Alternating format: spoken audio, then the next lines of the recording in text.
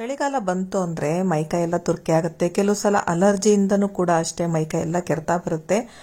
ಅಂತಹ ಸಮಯದಲ್ಲಿ ಮನೆಯಲ್ಲೇ ಕೆಲವು ಐಟಮ್ಸ್ಗಳನ್ನ ಬಳಸ್ಕೊಂಡು ಹಿತ್ತಲಲ್ಲಿ ಇರುವಂತಹ ಗಿಡದಿಂದ ನಾವು ಮನೆ ಮದ್ದನ್ನ ಮಾಡಬಹುದು.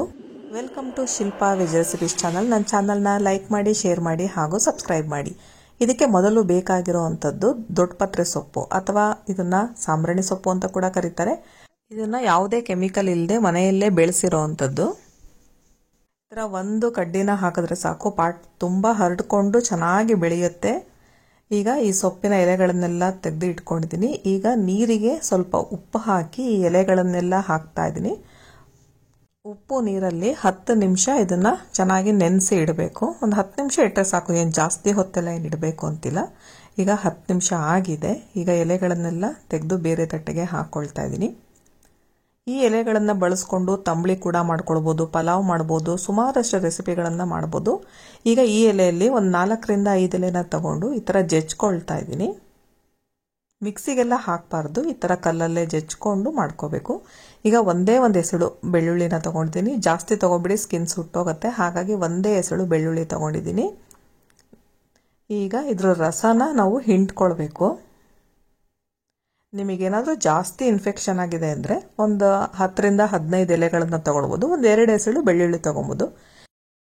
ಈ ರೀತಿ ರಸನ ಹಿಂಡ್ಕೊಂಡು ಇಟ್ಕೊಳ್ಬೇಕು. ನೆಕ್ಸ್ಟ್ ಇದಕ್ಕೆ ಸೈಂಧವ ಲವಣ, ರಾಕ್ ಸಾಲ್ಟ್ ಅಂತಾರಲ್ಲ, ಅದನ್ನ ಹಾಕೊಳ್ತಾ ಇದ್ದೀನಿ. ನೆಕ್ಸ್ಟ್ ಅರಿಶಿಣ ಪುಡಿ ಹಾಕೊಳ್ತಾ ಇದ್ದೀನಿ. ನೆಕ್ಸ್ಟ್ ಬೇವಿನ ಎಣ್ಣೆ ಹಾಕೊಳ್ತಾ ಇದ್ದೀನಿ. ಬೇವಿನ ಸೊಪ್ಪು ಸಿಕ್ಕರೆ ದೊಡ್ಡಪತ್ರೆ ಸೊಪ್ಪು ಜೊತೆಗೆ ಅದನ್ನ ಕೂಡ ಜಜ್ಜಿ ರಸ ಹಿಂಡ್ಕೊಂಡು ಹಾಕೊಳ್ಬಹುದು. ಬಟ್ ಬೇವಿನ ಸೊಪ್ಪು ಎಲ್ಲ ಕಡೆ ಸಿಗಲ್ಲ. ಹಾಗಾಗಿ ಬೇವಿನ ಎಣ್ಣೆನ ಮೆಡಿಕಲ್ ಶಾಪಲ್ಲಿ ತಂದು ಅದನ್ನ ಕೂಡ ಹಾಕೊಂಡು ಈ ರೀತಿ ಚೆನ್ನಾಗಿ ಮಿಕ್ಸ್ ಮಾಡಿಕೊಂಡು ಹೀಗೆ ಕೂಡ ಹಚ್ಕೊಳ್ಬಹುದು.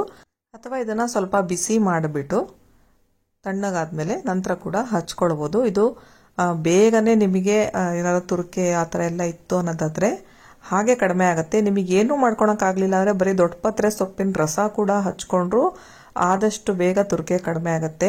ನಿಮಗೇನಾದ್ರೂ ತುರ್ಕೆ ಆ ಥರ ಏನಾರ ಇದ್ರೆ ಖಂಡಿತವಾಗ್ಲೂ ಮಿಸ್ ಮಾಡದೆ ಈ ರೆಮಿಡಿನ ಟ್ರೈ ಮಾಡಿ. ಇದನ್ನ ಹಚ್ಚೋಕ್ಕೂ ಮುಂಚೆ ಬಿಸಿನೀರಲ್ಲಿ ಒಂದ್ಸಲ ತುರ್ಕೆ ಇರೋ ಜಾಗನ ವಾಶ್ ಮಾಡಿ ನಂತರ ಇದನ್ನ ಹಾಕಿ ಚೆನ್ನಾಗಿ ರಬ್ ಮಾಡಬೇಕು. ಅರ್ಧ ಗಂಟೆ ಅಥವಾ 1 ಅವರ್ ಬಿಟ್ಟು ಬಿಸಿನೀರಲ್ಲಿ ತೊಳೆದ್ರೆ ಖಂಡಿತವಾಗ್ಲೂ ಕಡಿಮೆ ಆಗುತ್ತೆ. ನೀವು ಕೂಡ ಒಮ್ಮೆ ಇದನ್ನ ಟ್ರೈ ಮಾಡಿ. ಈ ವಿಡಿಯೋ ನೋಡಿದ್ದಕ್ಕಾಗಿ ಧನ್ಯವಾದಗಳು ಫ್ರೆಂಡ್ಸ್. Thank you.